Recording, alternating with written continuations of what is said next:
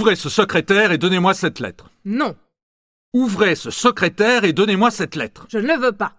D'où venez-vous? Ah, c'est autre chose maintenant. Oui, c'est autre chose. Je vous demande d'où vous venez. Je vais vous le dire. Mais je voudrais que vous regardiez en ce moment pour voir la figure que vous me faites. Vous n'êtes pas beau, mon ami. Vous me plaisez mieux dans votre état ordinaire. Où irons-nous, mon Dieu, si vous perdez toute mesure pour un méchant billet que le premier venu peut-être m'a adressé? Ouvrez ce secrétaire et donnez-moi cette lettre. Vous allez la voir. Vous devez penser que des scènes comme celle-ci, si elles se renouvelaient fréquemment, me détacheraient bien vite de vous. Je ne pourrais pas, je vous en préviens, subir un interrogatoire chaque fois que j'aurais mis le pied dehors. D'où venez-vous? Tâchez donc d'être logique au moins, je vous le conseille. Il n'est pas probable que je quitte quelqu'un et qu'en rentrant chez moi, je trouve un mot de lui. Ouvrez ce secrétaire et donnez-moi cette lettre. Oh, vous plaisantez, n'est-ce pas? Je n'en ai pas l'air. Vous me soupçonnez, alors? C'est plus probable. Vous le voulez. Vous l'exigez. Vous me le commandez? C'est bien.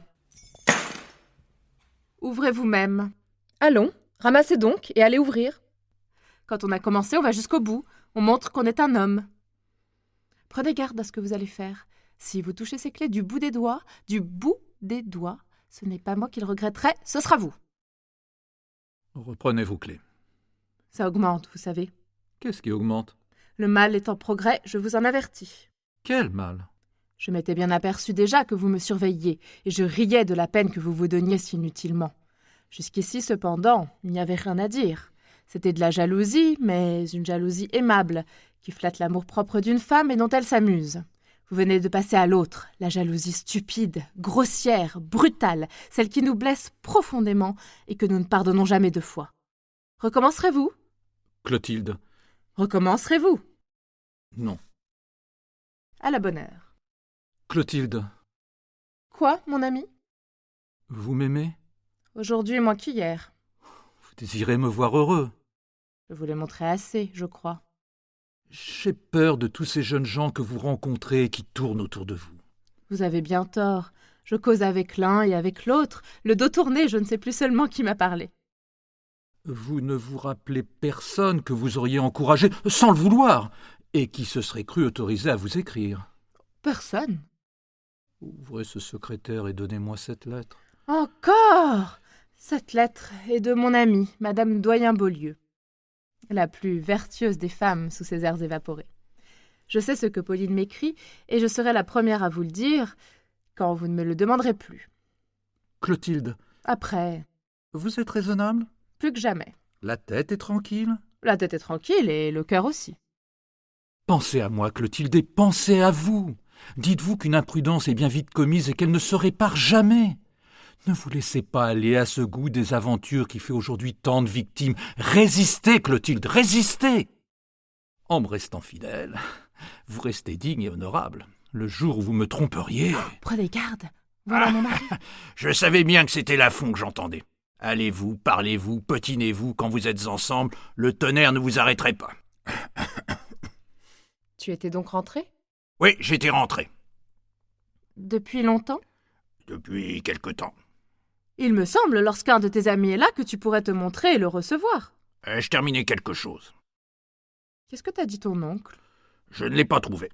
On ne le rencontre pas aisément. Il m'a fait dire de revenir aujourd'hui. Veux-tu que je t'accompagne? Tu nous gênerais. Merci.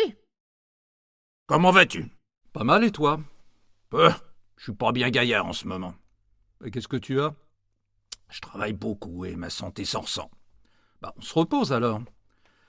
Il faut du temps et de l'argent pour se reposer. De l'argent, tu en gagnes. Je le reçois d'une main et je le donne de l'autre. C'est amusant, ça. Ouais, c'est amusant quand on est garçon. As-tu bientôt fini de te plaindre, hein? Crois-tu que tu intéresses Monsieur Lafont et que tu me fasses plaisir? À quel propos toutes ces lamentations? Tu manges bien, tu dors bien, je ne connais pas de mari qu'on dorlote comme toi. Tu travailles, sans doute tu travailles, tout le monde travaille. Si j'étais à ta place, je ferais 4 fois plus de besogne et j'en parlerais 40 fois moins. Super, ma femme. On ne sait pas, mon cher, ce que c'est qu'une maison comme la mienne, où les charges augmentent tous les ans et où les habitudes deviennent plus coûteuses tous les jours. Tu continues? Laisse-moi parler un peu. Je ne vous ai pas dérangé tout à l'heure. Bon. Assieds-toi et prends ton ouvrage, puisque tu es si laborieuse. Nous sommes logés aussi modestement que possible. Je paye très cher pour vivre dans une prison, Les domestiques aujourd'hui ne se contentent plus de gages, ce sont des appointements qu'il leur faut. Nous dînons en ville, souvent, c'est vrai, presque tous les jours, mais ma femme, naturellement, veut être habillée comme toutes ces dames, et ce qu'on économise d'un côté, on le dépense de l'autre. On dîne mieux, voilà l'avantage. Tu es sensible. Je ne dis pas non. J'aime mieux faire un bon poste dehors qu'un mauvais chez moi. Fini, je te prie, et parlons de choses plus agréables. Adolphe, lis cette lettre. Qu'est-ce qu'elle dit, cette lettre? Ouvre-la, et tu le verras. C'est Pauline qui m'écrit. Ma chérie, tu vas recevoir, si ce n'est déjà fait, une invitation de Madame Simpson pour son grand bal du 25. Je suis bien sûr que mon amie te plaira et que vous entendrez très bien ensemble. Ah, dame, elle n'est plus de la première jeunesse. Tu me diras l'âge que tu lui donnes et je te dirai celui qu'elle a. Ça n'empêche pas qu'au bal, décolleté avec tous ses diamants, l'ex-belle Madame Simpson ne fasse encore illusion. Des bras, des yeux, une façon de sourire que je n'ai vue qu'à elle, et quelle indulgence. Elle ne se choque de rien. Elle comprend toutes les faiblesses. Il n'est pas de légèreté si grande qu'elle soit qui ne lui paraisse intéressante ou excusable. C'est une véritable grande dame. Et quelle indulgence. Elle comprend toutes les faiblesses. Je n'aime pas beaucoup la lettre de Pauline. Votre amie, madame, est bien inconséquente. Tu vois, je la connais, cette Madame Simpson. Il court de drôles d'histoires sur son compte. Madame Simpson a une réputation déplorable. Tu entends. Je ne veux pas te mener dans une maison compromettante. Votre place n'est pas là, je vous assure, au milieu de femmes déconsidérées. Eh bien, ça doit te frapper de voir que Lafont et moi, nous pensons exactement de la même manière. C'est bien, nous ferons ce que tu voudras. Si nous n'allons pas chez Madame Simpson, nous irons ailleurs, voilà tout. Mais à l'avenir, tu attendras pour parler de certaines choses que nous soyons seuls. Je n'ai pas l'habitude de consulter des étrangers. Qu'est-ce que tu dis? Lafont, un étranger? Il y a donc de la brouille avec Clotilde? Mais c'est toi, depuis que tu es ici, qui l'irrite bien inutilement. Je m'en vais. Bon voyage. Qu'est-ce que tu fais aujourd'hui? Ce qui me plaira. Où dînons-nous ce soir? Je n'en sais rien. Comme tu me réponds. Je vais me gêner, tiens, avec un homme querelleur et désobligeant. Tu tiens donc bien à aller à ce bal? Il ne s'agit pas de ce bal, je l'avais déjà oublié. Je n'ai plus 20 ans, je crois, pour me préoccuper d'un bal de plus ou de moins. Tu te plains, tu cries. Quelqu'un qui t'entendrait se ferait une bien triste idée de notre intérieur. Oh, je plaisante, bébête, ne te fâche donc pas. Tu en trouveras beaucoup de maris comme moi. Je grogne pendant 3 secondes, et quand tu as décidé quelque chose, il faut toujours y arriver. Qui est-ce qui est le maître ici? Je pense beaucoup à cette recette qui serait une grosse affaire pour nous et qui devrait te préoccuper davantage. Allons, Clotilde, bien raisonnablement. Crois-tu que je réussisse? Nous verrons. J'ai des titres, n'est-ce pas? Les titres, ça ne compte pas. Je suis appuyé par des hommes compétents. Ils n'ont pas d'influence. Et ce grand patronage de l'Institut ne te paraît pas décisif? Je ne veux pas que je m'en mêle. Tu as peut-être tort. Qu'est-ce que tu ferais? 1000 choses qui ne coûtent rien à une femme et dont elle s'occupe en se promenant. Je mettrais toutes mes amies en campagne. Pauline d'abord. Elle t'estime tant, Pauline. Elle voudrait bien que son mari te ressemblât. Pauline, qui est très liée avec Madame Simpson, l'aurait intéressée à notre ménage. Tu me fais rire quand tu ne veux pas aller chez Madame Simpson. Elle se moque bien de nous. Elle reçoit tout ce qu'il y a de mieux à Paris. Elle a tous les jours 2 ou 3 ministres à sa table. Elle t'aurait fait dîner avec eux. Tu leur aurais exposé ta situation, tranquillement, d'égal à égal, en fumant de gros cigares comme tu les aimes. Et le jour où tes hommes compétents seraient venus te dire « Nous sommes bien fâchés, la place était promise », tu leur aurais répondu « Je le sais bien, j'ai ma nomination dans ma poche. Voilà comment je comprends les affaires. » Ah, tu as peut-être raison. Écoute, ne précipitons rien. Si je vois à un moment que les choses tournent mal et que mes relations ne suffisent pas, nous essaierons alors d'utiliser les tiennes. Quand tu voudras. Tu sais que c'est ma devise avec toi. Je vais voir mon oncle. Est-ce que j'emmène Lafont ou bien le gardes-tu? Je le garde. Il m'impatiente, mais il m'amuse. Et son nez me fait toujours rire.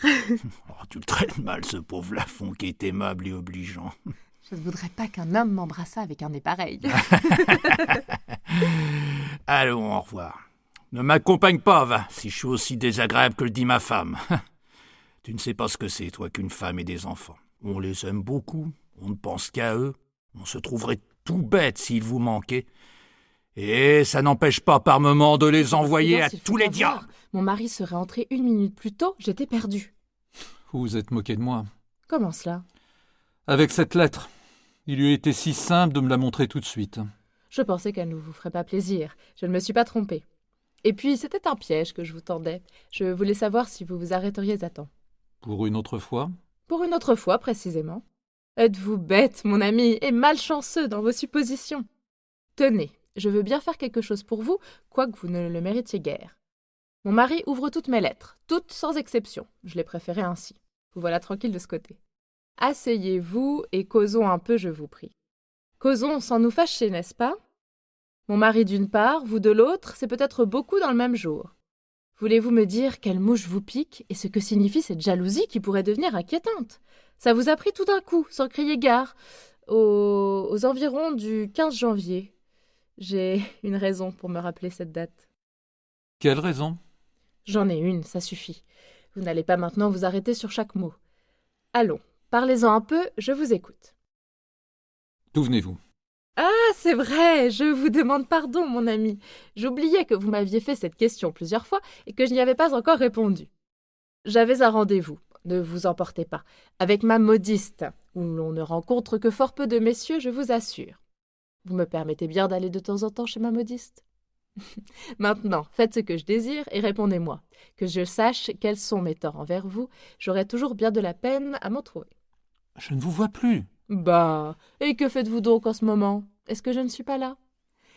Tant pis pour vous si vous perdez en discussion et en querelle un temps que nous pourrions employer plus agréablement. Je vous ai attendu toute cette semaine, la semaine dernière aussi, la semaine précédente encore. Taratata, et pourquoi pas depuis 1 an? Et quand cela serait, quand je vous aurais manqué de parole, non pas 1 fois, mais 100 fois, la belle raison pour supposer tout de suite des horreurs. Est-ce que je dispose toujours de moi comme je le voudrais? Est-ce que je ne dépends pas de tout le monde ici? Je suis mariée, vous n'avez pas l'air de le savoir. Il y a autre chose. Je veux que vous me disiez ce qu'il y a. Il me semble que notre liaison ne vous intéresse plus, que vous souhaitez du nouveau et que vous l'avez peut-être rencontré, que nous sommes à ce moment inévitable où commencent les mensonges, les mauvais tours, les petites infamies. Je ne sais pas bien, mon ami, à quel moment toutes ces belles choses commencent. Vous êtes mieux renseigné que moi là-dessus.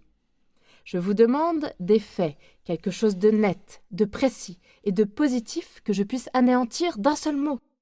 Quant à ce qui se passe dans votre imagination, que voulez-vous que je vous réponde? Elle ne me paraît pas bien folichonne, votre imagination, ni remplie de souvenirs couleur de rose. Cette date du 15 janvier qui vous est restée si précise. Eh bien, cette date? Elle m'a frappé aussi. Convenez que non, qu'elle ne vous a pas frappé du tout.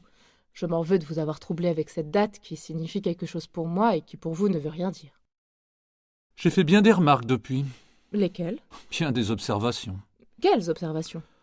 Oh, ce n'est rien, ce sont des nuances. Mais les nuances, il ne faut pas jouer avec les nuances. Voyons-les un peu, ces nuances. Vous avez bien changé, ma chère Clotilde, sans vous en rendre compte. Vous me raillez d'abord, c'est désobligeant. Je vous trouve distraite fort souvent et fort souvent aussi embarrassée. Je vois que vous me cachez ce que vous faites. Je tremble alors de vous interroger. Il vous arrive quelquefois de vous contredire. Ah, ça m'étonne. Vous me parlez de gens d'un tout autre monde que le vôtre, et que vous savez par cœur du jour au lendemain. Comment? C'est vous maintenant qui me racontez les scandales. J'avais eu ce plaisir jusqu'ici de vous les apprendre. Vos opinions politiques ne sont plus les mêmes. Quel grand enfant vous êtes! Et moi, je suis là, qui vous écoute sérieusement. Mes opinions politiques. Vous voulez dire que je suis réactionnaire? Je n'ai pas varié. Oh, pour ça, oui, vous avez raison. Je suis une bonne réactionnaire.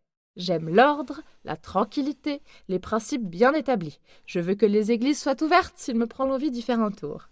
Je veux que les magasins aussi soient ouverts et pleins de jolies choses, que j'ai le plaisir de voir si je n'ai pas celui de les acheter. Mais en admettant que mes opinions politiques se fussent modifiées, il me semble que vous auriez moins que personne à vous en plaindre. Vous ne faites pas fi du monde nouveau. Vous êtes démocrate. C'est une mode aujourd'hui qui n'engage à rien, et l'on l'est dans tous les partis. Vous êtes un libre penseur. Je crois que vous vous entendriez très bien avec une maîtresse qui n'aurait pas de religion. Quelle horreur! Qu'est-ce que vient de vous dire mon mari, je vous prie? Il m'a parlé d'une position qu'il désire obtenir et qu'on va peut-être lui donner. Ça ne vous a pas intéressé? Oh, beaucoup. Vous me dites beaucoup comme vous me diriez pas du tout. Comment le trouvez-vous, mon mari? Bien. Il ne vous paraît pas soucieux et fatigué? Non. Passons. Je ne sais pas pourquoi je vous parle d'Adolphe pour l'affection que vous lui portez. Ça ne fait rien. Voilà où je voulais en venir. Ainsi, vous savez que mon mari attend une position. Il attend du gouvernement, cela va sans dire. Quel que soit le gouvernement, lorsqu'on désire une position, c'est bien à lui qu'il faut s'adresser. Et vous croyez que j'irai critiquer le gouvernement au moment même où il s'occupe de nous? Un homme ferait ça. C'est toujours si bavard, un homme, si maladroit et si ingrat. Les femmes, jamais. Voulez-vous que je vous dise, mon ami? Vous avez obéi à un fort vilain calcul. Vous avez cru peut-être qu'en allant de l'avant, vous découvririez quelque chose, mais vous ne savez rien et vous ne saurez rien parce qu'il n'y a rien à savoir. C'est une leçon qui ne sera pas perdue pour moi. En attendant, écoutez bien ceci.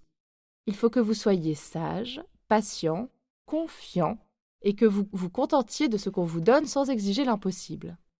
Vous devez vous dire que je ne suis pas libre, que j'ai une maison à conduire et des relations à conserver. La bagatelle ne vient qu'après.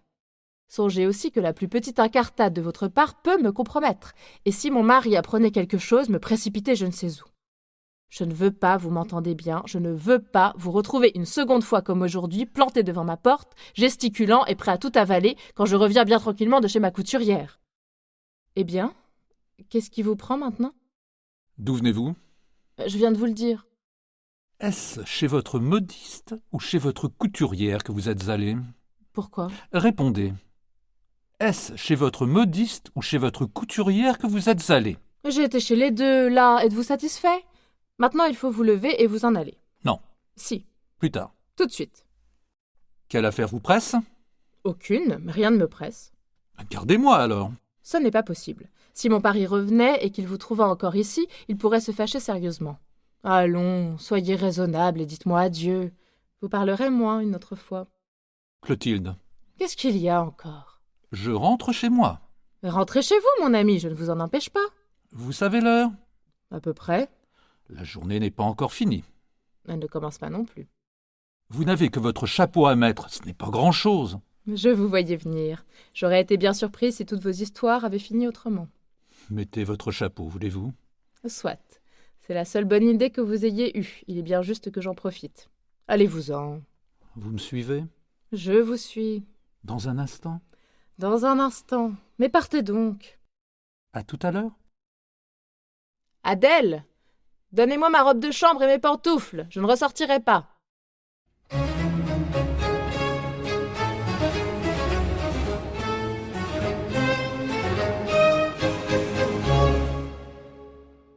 Je suis bien, Adèle? Oui, madame. Très bien. Très bien, madame. Dites-moi l'heure. 3 heures bientôt, madame. J'ai tout ce qu'il me faut sur cette table? Tout ce que madame prend d'habitude. Ses clés, son carnet, sa boîte de poudre de riz. Donnez-les-moi. Madame ne reviendra pas aujourd'hui. C'est possible. C'est probable. Pourquoi? Je crois que monsieur a son dîner d'économiste. Il ne le manquerait pas pour un empire. Eh bien, j'ai remarqué que madame passait ce jour-là chez une amie de pension, que le mari de madame ne voit jamais. Vous écoutez donc ce que l'on dit?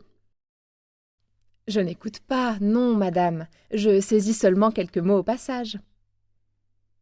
J'avais prévenu madame que mon frère... Je le connais, votre frère. Vous désirez sortir, c'est bien, sortez. Merci, madame. Madame ne voit plus rien à me commander? Non. Que la cuisinière ne s'éloigne pas et que monsieur l'est à sa disposition quand il rentrera s'habiller. Oui, madame. Madame ne veut pas que j'aille lui chercher une voiture? C'est inutile. J'en trouverai une sur mon chemin. Au revoir, madame. Bon plaisir. On a sonné, madame. J'ai bien entendu. 3 heures. Il ne m'a pas vue depuis fort longtemps. Il sait que c'est aujourd'hui le dîner des économistes. Ah, je devais m'attendre à quelques bourrasques de sa part. Qu'est-ce que madame décide? Allez ouvrir, Adèle. Je n'y suis pour personne. Si c'était monsieur Lafond, madame. Je vous ai dit pour personne. Je ne reçois pas monsieur Lafond plutôt qu'un autre. Bien, madame. Laissez vos portes ouvertes que j'entende ce qu'on vous dira. S'il s'agissait d'une affaire pour mon mari, vous feriez asseoir et je viendrai. C'est compris, madame. En voilà de l'impatience, c'est bien inutile. J'ai eu tort de ne pas me presser. Je serais partie à l'heure qu'il est et l'on ne m'aurait pas ennuyé. C'est bien lui. Il ne pouvait pas manquer une si bonne occasion. Parle, mon ami, parle. Questionne la domestique. Je crois qu'il demande à Adèle où je suis. Il insiste ? Comment ? Adèle le laisse entrer ? Il vient, ma foi, il vient. Est-ce qu'il va se reposer ici ? Ah, les hommes, quand nous ne les aimons plus, voilà comme ils se conduisent avec nous. C'est bien, mademoiselle, c'est bien. Pourquoi monsieur ne m'écoute-t-il pas ? Monsieur voit bien qu'il n'y a personne. Je vais attendre. Attendre quoi ? Monsieur et madame viennent de sortir. Ensemble ? Non, monsieur, pas ensemble. Monsieur est parti de son côté et madame du sien. Monsieur a-t-il dit l'heure où il serait chez lui ? Je sais seulement que madame ne rentrera pas. Elle dîne en ville. Avec monsieur ? Sans monsieur. Monsieur dîne de son côté et madame du sien. Allez à vos affaires, mademoiselle. Je vois là de quoi écrire, je laisserai un petit mot. Comme monsieur voudra. Ce n'est pas moi qui commande ici. Je ne peux pas mettre monsieur à la porte. Je suis entré. Je sais pas pourquoi je suis entré. C'est encore une sottise que j'ai faite. Il faut me calmer et prendre mon parti d'une séparation nécessaire. On ne peut pas, à Paris, conserver une maîtresse un peu convenable, ce n'est pas possible. Plus elle est convenable, et moins on la conserve. J'aurai une explication avec Clotilde, une explication sanglante. Ce sera plus gentil de ma part, et je la quitterai définitivement. Je m'agite, je cours, je la cherche à droite pendant qu'elle s'échappe à gauche. À quoi bon ? Qu'est-ce que j'apprendrai de plus ? Elle est la maîtresse de ce monsieur Mercier. C'est clair comme le jour. Depuis quand ? Quel avantage aurais-je à le savoir ? Pourquoi ? Ah, pourquoi ? Je serais bien embarrassé de dire pourquoi. Elle ne l'aime peut-être pas. C'est une consolation. Qu'est-ce que je vais faire ? Si Adolphe était là au moins, nous aurions fini la journée ensemble. C'est vrai, quand le cœur me manque et que Clotilde m'a mis sans dessus-dessous, c'est encore avec son mari que je me trouve le mieux. Je me sens moins seul. La position d'Adolphe me console un peu de la mienne. Elle est moins bonne. Certainement, elle est moins bonne. Si Clotilde ne me doit rien après tout, elle a de bien grands torts envers son mari. Je suis bien fort pour juger sévèrement sa conduite, quand je me mets à la place de son mari. Quelle désolation. Je me trouve tout d'un coup isolé, sans un lien, la mort dans l'âme devant une situation des plus vulgaires et que je vais creuser indéfiniment. Allons, les hommes ne sont guère heureux, célibataires ou cocus, il y a bien peu de choix. Tant pis, je me montre. Je saurai toujours ce qu'il me veut. Comment ? Vous êtes chez vous ? Eh bien, qu'est-ce qu'il y a d'étrange à ce que je sois chez moi ? L'étrange, c'est que vous vous y soyez, vous, quand je condamne ma porte et qu'on vous le dit sur tous les tons. Voilà comme vous me remerciez de mon indulgence. Vous ne savez plus qu'inventer pour me déplaire, et je me laisse aller chaque fois à vous pardonner. C'est votre faute. Oh, ne recommençons pas, je vous en prie. Pas de scène aujourd'hui, pas de scène. Je ne m'y prêterai pas d'ailleurs. Aviez-vous une raison, au moins, un prétexte, quelque découverte bien terrible et que vous ne pouviez pas garder plus longtemps ? J'ai craint, je vous l'avoue, que vous ne fussiez souffrante. Ah, c'est très gracieux de votre part. Vous m'avez vu, vous êtes rassuré. Envolez-vous. Vous sortez ? Il me semble que je sors. Je n'ai pas l'habitude de me promener avec un chapeau dans mon appartement. Vous êtes pressé. Je suis en retard. Nous ne décidons rien ? Qu'est-ce que cela veut dire ? Je pensais que nous dînerions ensemble si je suis toujours l'ami de pension. Il n'y a plus d'amis de pension, ni pour vous ni pour personne. Mais j'ai réfléchi que ces escapades dans les restaurants avaient toutes sortes d'inconvénients. Elles m'entraînent dans des mensonges qui me révoltent et que je ne veux pas continuer. Est-ce que je n'ai pas raison ? Ne me demandez pas ce que je pense. Vous m'en voulez ? Je m'attends à tout maintenant. C'est toujours le plus sage. On n'a pas de déception de cette manière. Asseyez-vous, de bonne grâce, et causons bien affectueusement. Je n'ai pas le temps de causer. Un autre jour, demain si vous voulez. Demain je vous attendrai, et il y aura quelque chose encore au dernier moment qui vous empêchera de venir. Vous refusez demain ? À votre aise. Ça me convient parfaitement. Je ne suis jamais pressée de me trouver avec des gens mécontents et désagréables. C'est l'amour qui me rend ainsi. Il est embêtant, l'amour. Plaignez-vous, je vous le conseille, plaignez-vous. On voit bien que vous n'êtes pas à ma place. Je me désespère et je me morfonds de mon côté pendant que vous galopez du vôtre. Ah, je galope ! Qu'est-ce que c'est que cette expression ? Admettons ce qui est possible, que je me sois un peu refroidi avec vous. Croyez-vous qu'on ramène une femme en agissant comme vous le faites, en la harcelant perpétuellement? C'est tout le contraire qui arrive. On la fatigue, on l'impatiente, et on lui donne des idées dont elle était à 1000 lieues. Allez faire un petit voyage. Oui, faites un petit voyage. Absentez-vous 6 mois, ce n'est pas le diable. Une séparation en ce moment vous conviendrait fort bien, et vous n'en seriez que plus agréable à votre retour. Oh, ne craignez rien de mon côté. Je ne suis pas une femme qui oublie facilement. Vous me retrouverez exactement la même. Voulez-vous? Non, vous ne voulez pas. Vous ne pourriez pas vous absenter 6 mois lorsque votre maîtresse vous le demande et qu'elle verrait là de votre part une véritable marque d'attachement. Où allez-vous? C'est tout ce que vous trouvez à me répondre? Où allez-vous? J'étais si sûre que vous me feriez cette question, je l'attends depuis que vous êtes là. Elle vous gêne? Nullement. Vous serez bien avancé, n'est-ce pas, quand vous saurez où je vais? Et qu'est-ce qui m'empêcherait de vous dire « je vais là » et d'aller ailleurs? Je vous suivrai. Suivez-moi, je vous y engage. Ça vous a si bien réussi jusqu'ici. Prenez garde. Je suis très faible pour vous, très faible. Je tiens compte de tout, de l'état où je vous vois et des moments que nous avons passés ensemble. Mais ne vous croyez pas le droit d'en abuser. Je fais ce qui me plaît et ça ne regarde personne que mon mari. Vous me trompez? Moi? Avec qui? Apprenez que des soupçons ne suffisent pas et que pour accuser une femme, il faut avoir la preuve entre les mains. Quand cette preuve existe, quand la femme est véritablement coupable, un galant homme sait ce qu'il lui reste à faire. Il la quitte ou il se tait. Clotilde. Qui? Dites donc un nom, si vous savez seulement lequel. Je serais bien aise de le connaître, ce don Juan que je fatigue peut-être de mes poursuites et qui ne se doute guère de son bonheur. Vous me forcez à vous dire ce que j'aurais toujours voulu vous cacher. J'ai fait une grande faute. J'avais un mari, des enfants, un intérieur adorable. J'ai voulu plus. J'ai voulu tout. J'ai rêvé comme toutes les femmes d'une existence unique, où mes devoirs seraient remplis sans que mon cœur fût sacrifié. La terre et le ciel. Vous vous êtes chargé de me démontrer l'impossible. Je ne sais pas ce qui se serait passé avec un autre. Il ne pouvait rien m'arriver de pire. C'est fait. C'est fait, je ne vous en veux pas. Mais ça a été la première et la dernière fois. Vous souffrez? Ce n'est rien. Ça passe. J'ai eu tort.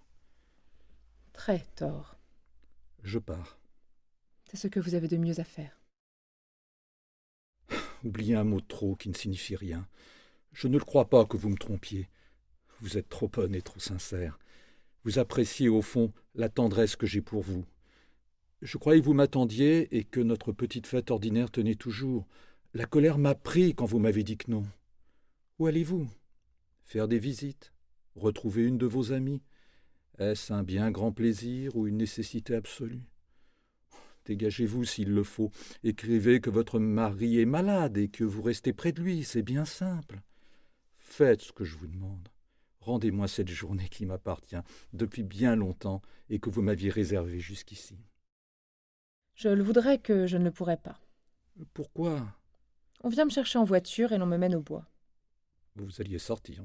C'est une erreur. J'attendais. Madame Simpson? Madame Simpson, justement. Je dîne chez elle. Quel drôle d'homme vous êtes. Vous prenez tout de travers, même ce qui devrait vous rassurer. Madame Simpson? C'est vrai. J'oubliais que Madame Simpson n'est pas de vos amies et que vous avez voulu m'interdire sa maison. Une maison charmante, montée supérieurement et irréprochable. Oh, il y a peut-être des amourettes, je ne dis pas, c'est comme partout. Madame Simpson, vous le savez bien, a la plus mauvaise réputation. Tant pis pour ceux qui la lui ont faite. Quand un homme a vu à une femme le bout de sa chemise, cette femme est sacrée pour lui, sacrée. Retenez ce principe et qu'il vous serve à l'occasion. Je suis épouvantée, je vous l'avoue. Je me demande où nous allons et ce que vous me préparez encore. L'offense la plus grave que puisse entendre une femme, vous venez de me la faire aujourd'hui. Après, qu'est-ce qui vous reste maintenant? Je ne vois plus que les violences. J'espère que vous serez maître de vous et que vous vous arrêterez aux violences. Réfléchissez, mon ami. Il vaudrait mieux nous séparer tout de suite si vous deviez en venir aux violences. Allons, je vous renvoie cette fois très sérieusement. Vous voilà tranquille, n'est-ce pas? Quelque horreur que vous ayez pour Madame Simpson, vous préférez encore me savoir avec elle. Nous reprendrons cette idée de voyage et je vous y amènerai, je l'espère, la première fois que je vous verrai. Demain? Ah, demain. C'est donc changé maintenant? Vous voulez bien m'attendre demain? Soit, je n'ai qu'une parole. Mais veillez bien sur vous. Vous êtes assez calme en ce moment et bien convaincu. N'allez pas changer de l'autre côté de la porte. Vous avez l'escalier malheureux, je vous en avertis. Si d'ici à demain vous me faites un tour, si je vous rencontre au bois ou ailleurs, si j'aperçois le bout de votre joli nez quelque part, vous ne me revoyez de votre vie. À demain. À demain. Allons, il n'y a rien à dire. Il a été raisonnable. Quand il se fâche, c'est plaisant, mais j'ai toujours peur de le voir pleurer. Assurons-nous avant de descendre que je ne l'aurai pas derrière moi. Il s'en va, tristement, la tête basse. Pauvre garçon. Oh, certainement, je lui ferai une petite visite demain. Qu'est-ce qui lui prend? Il s'arrête? Il revient sur ses pas? Il entre dans la maison en face? Ah, le monstre! Il va me guetter et me tenir là jusqu'à ce qu'il tombe de fatigue. Oh, je vais lui montrer que je l'ai vu. C'est le seul moyen de le faire partir. À l'autre, maintenant. Adolphe? Adolphe! Qu'est-ce que tu fais là? Adolphe, réponds-moi donc! Oh, laisse-moi un peu, je te prie. Qu'est-ce qui t'arrive? En voilà une mine pour rentrer chez soi. Je ne te connaissais pas encore la pareille. Ne m'irrite pas davantage. Je ne suis pas en train de rire et d'écouter tes gamineries. Qu'est-ce qu'il y a? Tu sauras ce qu'il y a, tu le sauras toujours trop tôt. C'est donc sérieux? Très sérieux. Tu es fâché? Je le serai à moins. Tu es fâché contre moi? Il ne s'agit pas de toi. Tu allais sortir, alors sors, hein. Et tu vas où d'abord? Au Louvre. Va au Louvre, va. Achète des chiffons, le moment est bien choisi. Ah, tu m'ennuies à la fin. Je ne bougerai pas avant que tu aies parlé. Je ne sors pas quand mon mari a de la peine et que je ne sais pas ce que c'est que cette peine. S'il attend pour me la dire, c'est bien. J'attendrai pour la connaître. Tu es bien gentil. Parle donc, Bêta. Nous sommes flambés. À quel propos? À quel propos? Pour la recette. C'est ça? Comment, toi, un homme, tu te mets dans un état pareil et tu me révolutionnes par contre-coup pour une affaire qui n'a pas marché? Elle n'a pas marché, voilà tout. C'est toujours ainsi, les affaires. L'une manque, l'autre réussit, on profite de la bonne et l'on oublie la mauvaise. Tu croyais peut-être que j'allais me plaindre et te faire des reproches? Jamais, mon ami, jamais. Allons, remets-toi et ne garde pas cette figure désolée. Qu'est-ce que tu deviendrais donc pour un malheur véritable? Si tu me perdais, par exemple. Qui est-ce qui avait raison de nous deux? Hein, ton oncle, le joli protecteur que nous avons là. Il ne trouve rien de bien, ni ta situation, ni tes écrits, ni ta femme. Et finalement, quand il s'occupe de quelque chose, on peut être certain que ce sera un four. Je me demande comment il a pu entrer à l'institut. S'il n'était pas garçon, ça me ferait bien rire. Ah, explique-moi un peu ce qui s'est passé. Tu m'as tout dit et je ne sais rien. Je ne sais rien non plus. C'est fini, n'est-ce pas? Tout à fait fini? À peu près. À peu près seulement? Et qu'est-ce que ça signifie, à peu près? La recette est-elle donnée, oui ou non? Elle n'est pas encore donnée. Il n'y a rien de fait, alors. La recette va être donnée et l'on m'a fait comprendre qu'elle ne serait pas pour moi. C'est bien, voilà un renseignement. Et qui choisit-on à ta place? Un homme très ordinaire. Je m'en doute bien. Marié? Quel intérêt ça a-t-il? Réponds toujours. Marié, oui. Sa femme est jeune? De ton âge. Jolie? Agréable. Légère? On le dit. Ah, la matine! Oh, tu te trompes. Ces choses-là ne se font jamais aux finances. En somme, personne n'est encore nommé, ni toi ni un autre, et tu t'es désespéré trop tôt, ce qui est ton habitude. Soit, je le veux bien. Que faire? Ôte-toi de là. Ah bah dis-moi un peu. Ah, ne me trouble pas. Entendons-nous d'abord. C'est inutile, j'écris à Lolotte et je lui demande un rendez-vous. Elle comprendra qu'il s'agit d'affaires sérieuses. Lolotte. Qu'est-ce que c'est que ça, Lolotte? Lolotte, c'est Madame Simpson. Nous l'appelons Lolotte dans l'intimité depuis qu'elle a joué le rôle de Chaumont. Ça lui fait plaisir. C'est bien. Écris à Lolotte. Tu diras ce que tu voudras. Si Lolotte réussit là où un membre de l'Institut a échoué, j'en serais charmé pour ma part, mais je plaindrai la France. Laisse donc la France tranquille. Elle ne s'occupe pas de toi, ne t'occupe pas d'elle. As-tu quelque chose à faire en ce moment? Mon intention est de rester chez moi et de m'y enfermer pendant 8 jours. Ah, je ne le veux pas. Je n'ai pas envie que tu te rendes malade pour une affaire qui peut encore très bien tourner. Tu vas prendre cette lettre et la porter chez Madame Simpson. Ça te promènera. De là, tu iras voir ton oncle. Pourquoi? Un homme qui n'est bon à rien, tu le dis toi-même. Je vais lui écrire à mon oncle. que j'ai assez de ses conseils et qu'il dispose de son influence. Je ne le veux pas. On sait que ton oncle s'est occupé d'une position pour nous. Qui que ce soit qui nous l'obtienne, ce sera toujours à lui que nous la devrons. Ah, tu me comprends. Tu ne tiens pas à ce qu'on dise que Madame Simpson te protège et que nous enlevons des faveurs grâce à elle ou à son entourage. C'est très juste. Je vais porter ta lettre et j'irai voir mon oncle. Mais les économistes se passeront de moi cette fois. Je ne le veux pas. Pourquoi changer quelque chose à nos habitudes?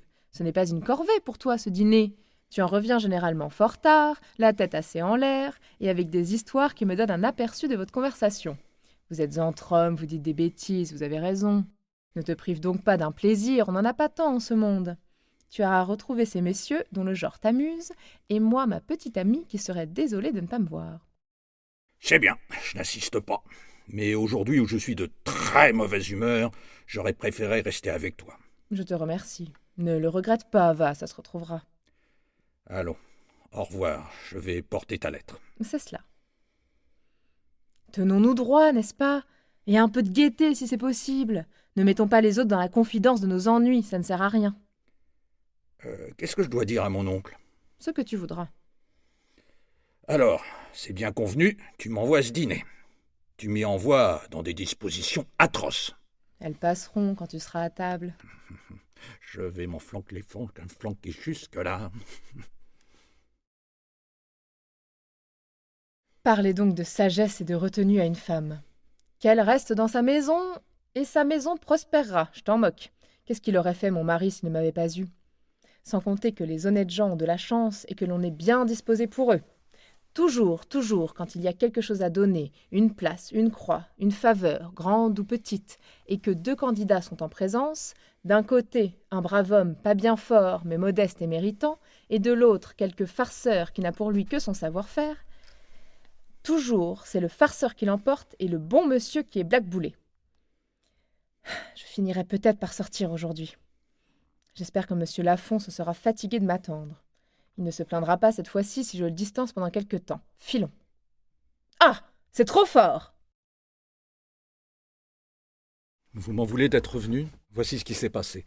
Je m'en allais, je vous le jure, hein. Je ne voulais plus penser à vous jusqu'à demain. J'aperçois votre mari qui rentrait, que devais-je faire? J'aurais été très heureux de lui serrer la main, mais vous préfériez peut-être qu'il ignorât ma visite. Il était plus prudent alors de ne pas me montrer.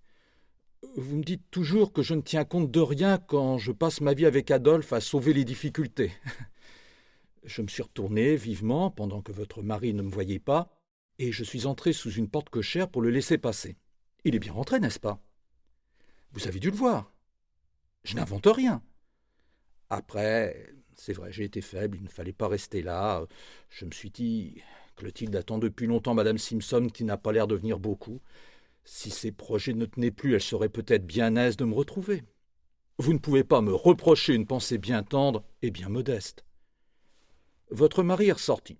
Ça ne changeait pas les choses, il était en dehors de toutes les combinaisons. J'ai regardé encore une fois si la voiture de Madame Simpson arrivait. Je n'ai rien vu venir. Je suis remonté. Oh, je suis remonté en tremblant, je vous assure. Et je serais peut-être redescendu sans un de ces petits hasards qui sont toujours drôles. Votre mari avait laissé la porte ouverte. Voyons, Clotilde, tout cela est bien simple, bien naturel. On ne se fâche pas pour si peu de choses. Dites un mot. Vous ne voulez pas me répondre? Un mot.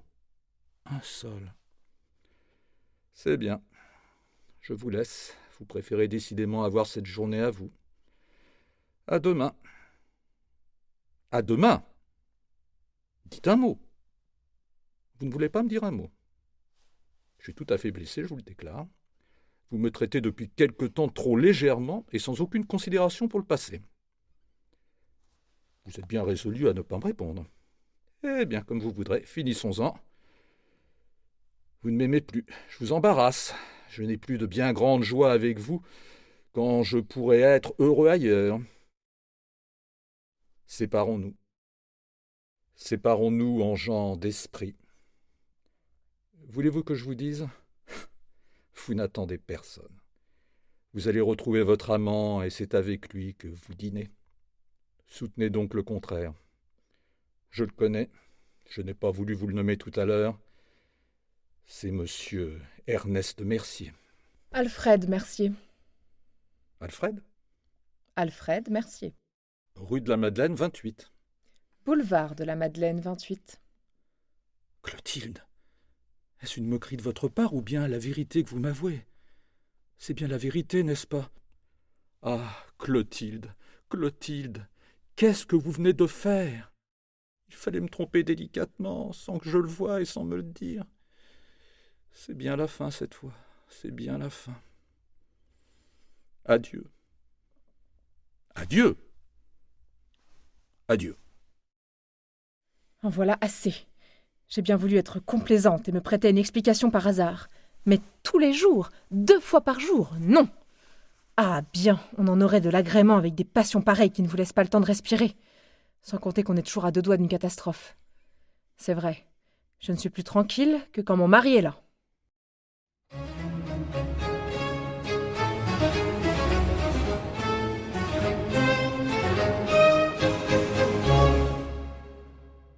Monsieur Simpson, Madame. vous faites ici comme chez votre mère, n'est-ce pas? Vous vous servirez. Oui, madame. Portez cette tasse à monsieur et laissez-nous.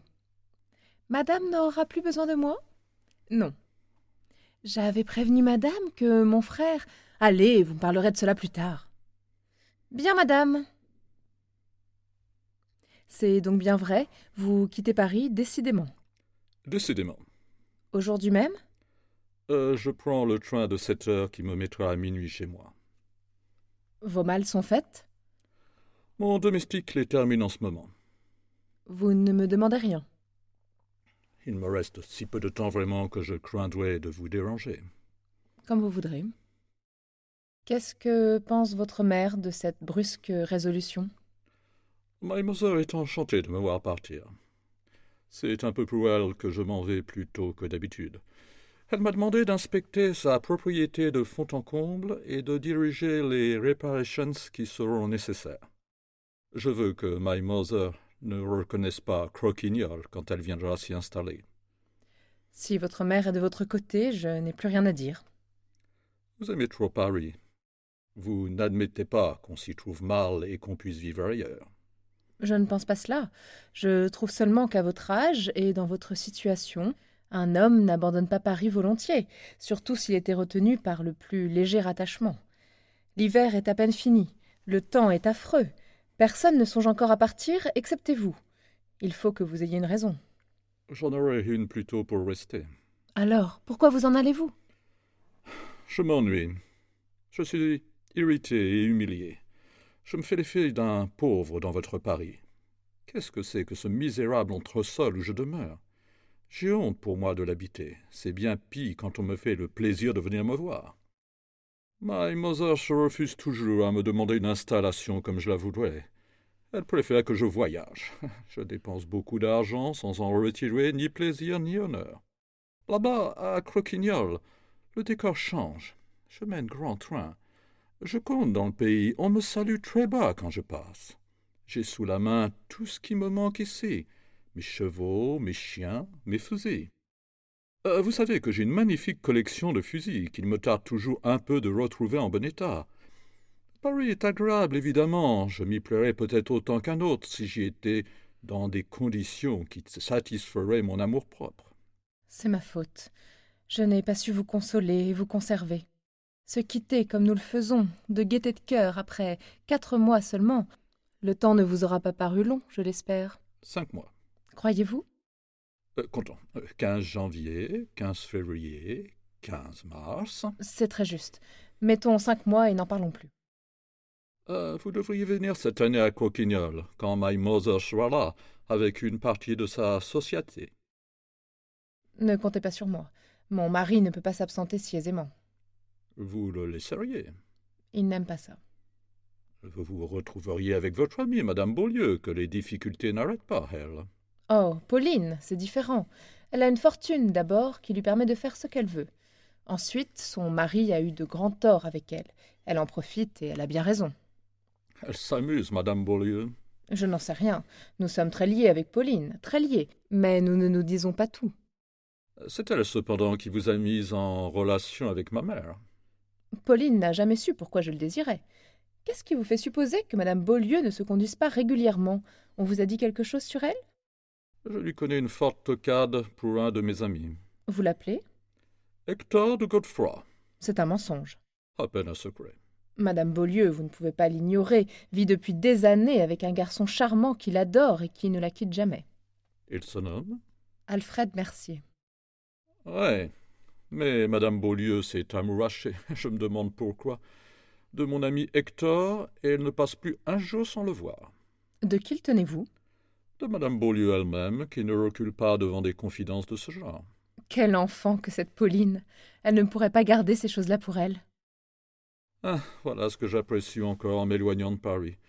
On enterre un tas d'histoires qui ne sont pas bien propres. C'est pour mon amie que vous faites cette phrase? Je crois qu'elle peut en prendre sa part. Pauline a bien souffert, allez. Il n'y paraît guère aujourd'hui. Vous lui avez peut-être fait la cour. L'idée ne m'en serait jamais venue. Madame Beaulieu est tout bonnement adorable. Je n'aime pas à être confondu avec tout le monde. Il faut bien cependant vous y attendre un peu. Les femmes ne seraient pas contentes si elles vous entendaient. Qu'est-ce que ça prouve? Que nous sommes faibles, changeantes, coupables, si vous le voulez, que nous nous laissons entraîner toujours, que nous rencontrons des maladroits qui ne nous aiment pas comme nous le voudrions, ou des ingrats, ce qui est pis, qui n'ont de l'estime et de l'affection que pour eux-mêmes. Vous avez raison, du reste. Le plus sage serait de ne connaître ni les uns ni les autres, de se fermer les yeux, de se boucher les oreilles, de se dire courageusement « Ta place est là, reste-y ». La vie ne serait peut-être pas très drôle, ni très palpitante, mais on s'éviterait bien des tracas, bien des déceptions et bien des regrets. Qu'avez-vous? Laissez. Vous pleurez? Et bien sincèrement, je vous l'atteste. Pourquoi pleurez-vous, ma chère? Est-ce qu'on sait? Il y a un peu de tout dans les larmes d'une femme. Je serais désolé que mon départ... Non, ne vous faites pas plus coupable que vous ne l'êtes. On se rencontre, on se plaît, on se sépare, c'est l'histoire de tous les jours. Mais, messieurs, vous êtes bien accommodants pour obtenir nos bonnes grâces, et bien sévères quand nous vous les avons accordées. Allons. Il faut que j'appelle mon mari, qui nous laisserait ensemble jusqu'à demain avec sa bonne foi et cette sublime ignorance de toutes nos folies. Dites-moi adieu. Gardez de ces 5 mois un bon souvenir, c'est tout ce que je demande. Gardez-le pour vous seul, comme vous le devez et comme je peux y compter de votre part. C'est à vous que nous devons d'avoir réussi dans ce que nous désirions, mais le service n'est venu qu'après la faute, et il n'était pas nécessaire. Si vous voulez un jour, en passant, me serrer la main, vous connaissez maintenant la maison où vous avez fait tout ce qu'il faut pour y être bien reçu. Vous êtes charmante. Je le sais.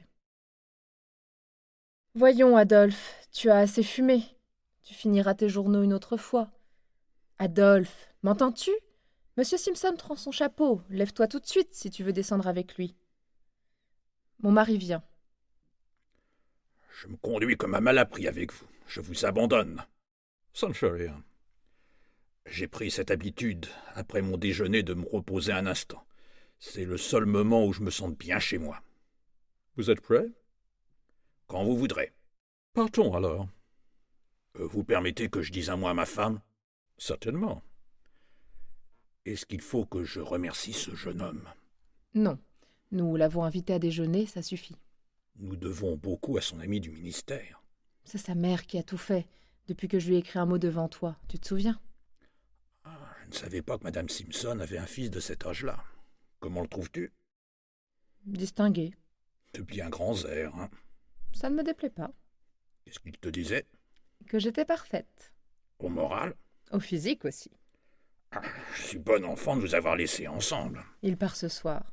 Il peut revenir aussi. Ce n'est pas encore celui-là qui me fera oublier mes devoirs. Vous voulez bien m'excuser, madame, de me retirer si vite. Je sais que votre temps est compté, vous me l'avez dit, et je n'ose pas vous retenir. Je regrette déjà Paris avant de l'avoir quitté.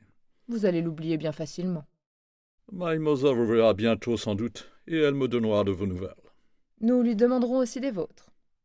Rappelez-vous que vous êtes attendu à Croquignol. Il n'est pas probable que vous m'y voyiez. Je ne me tiens pas pour battu. Si une occasion se présente pour moi de venir à Paris, et au besoin je la ferai naître, j'essaierai encore de vous décider. Ne venez pas pour m'inviter, mais pour me voir. À bientôt alors. À bientôt. Qu'est-ce que je te disais? Qu'est-ce que je t'ai répondu?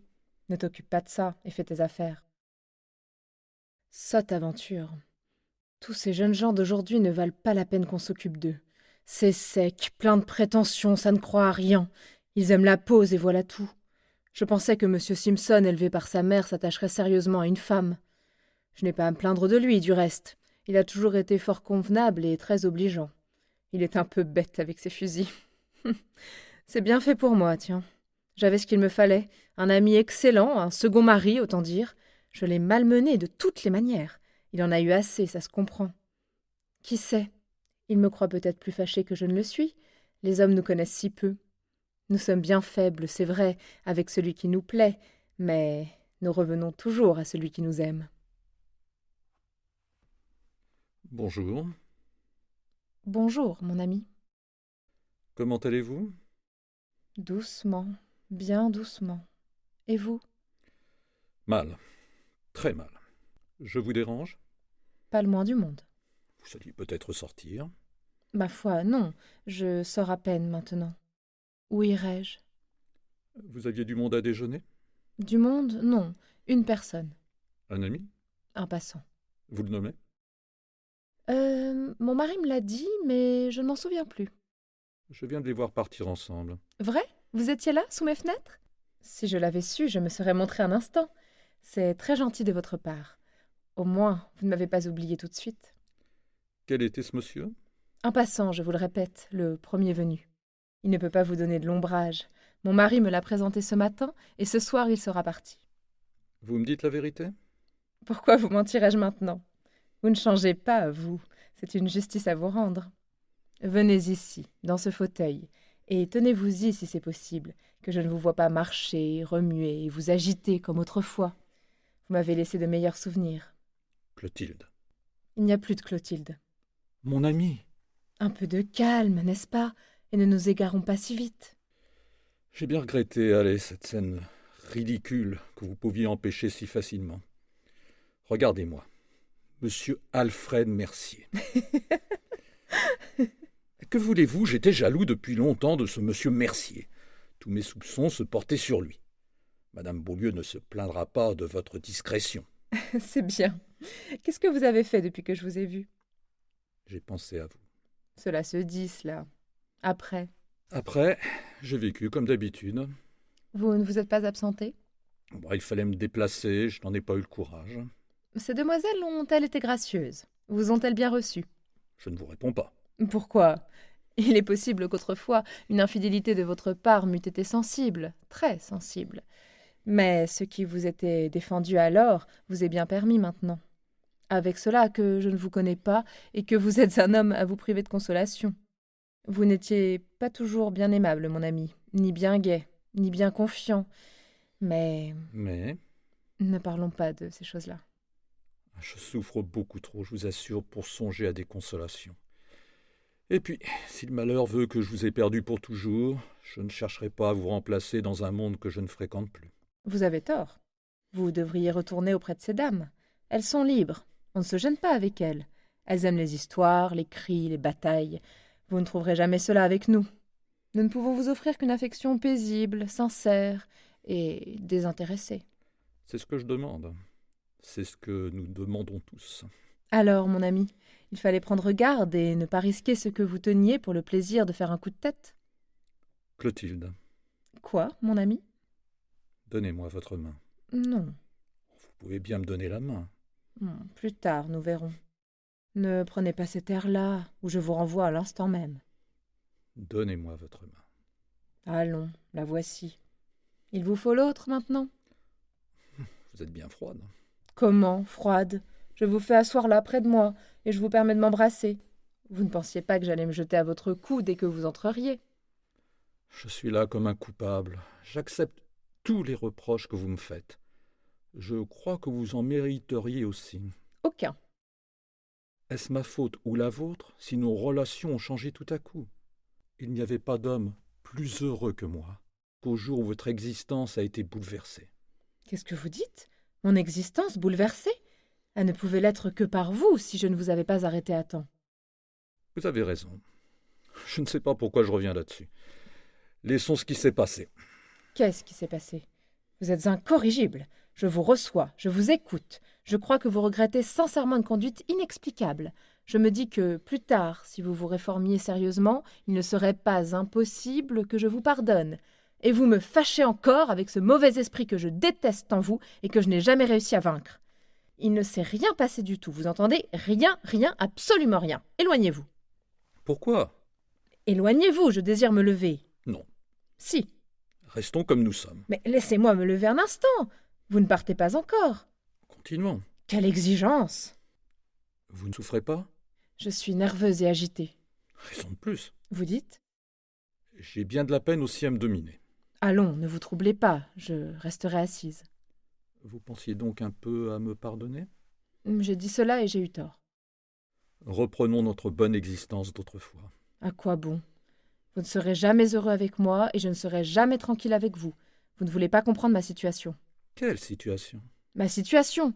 Est-ce que je n'ai pas un mari dont je dépends entièrement et qui doit me trouver là toutes les fois qu'il le désire? C'est bien le moins, vous l'avouerez. Voilà encore une bien grande faute de votre part et que vous vous éviteriez si vous me connaissiez mieux.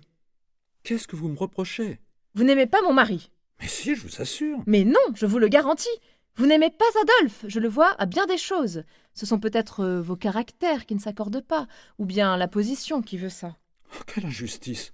Votre mari, il n'a jamais eu que 2 amis en ce monde. 2? Oui, 2. Lesquels? Vous et moi. Ah, laissons de côté les autres et parlons de nous. Voyons, Clotilde, soyez sincère. Est-il vrai que vous me plaisiez? Ça oui, je crois que je suis à votre goût. Une affection comme la mienne ne se rencontre pas tous les jours. Vous en tenez compte?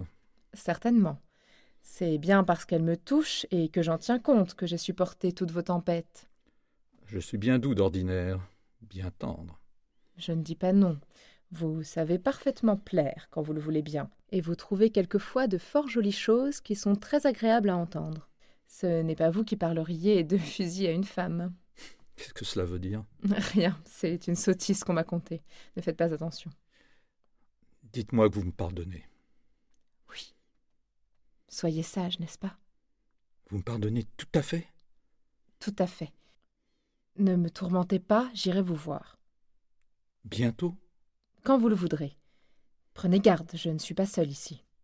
Clotilde, Tu m'aimes? je t'adore. En aurons-nous dit des paroles inutiles pour nous retrouver au même point? Le regrettez-vous? Pas encore. J'étais bien triste en venant ici. Je vous quitterai donc dans de meilleures dispositions. Eh bien, que cette petite leçon vous profite. Plus de scènes, n'est-ce pas? Plus de ces affreux soupçons qui désobligent une femme et qui sont si inutiles. Quand quelque chose va mal ou vous fait de la peine, dites-le moi, je suis toujours disposée à entendre raison. Écoutez, je vais vous annoncer une nouvelle qui ne vous déplaira pas. Voyons. Je crois que mes beaux jours avec Madame Simpson sont finis. Moi, Oui. vous avez eu à vous plaindre d'elle? Non, je n'ai eu qu'à me louer d'elle, au contraire. Ce n'est pas précisément Madame Simpson que je ne veux plus voir, c'est sa maison où il me paraît préférable de ne pas aller. Qu'est-ce que je vous avais dit tout de suite? Vous êtes plus fin que moi, voilà tout. Je connais une autre personne dont la société n'est pas bien bonne pour vous et que vous devriez écarter aussi. Vous allez me dire une bêtise, je vois ça d'ici. Cette personne, c'est... Madame Beaulieu. Moi, me fâcher avec Pauline? Je voudrais bien savoir pourquoi. Il me semble... Qu'est-ce qu'il vous semble? Monsieur Mercier.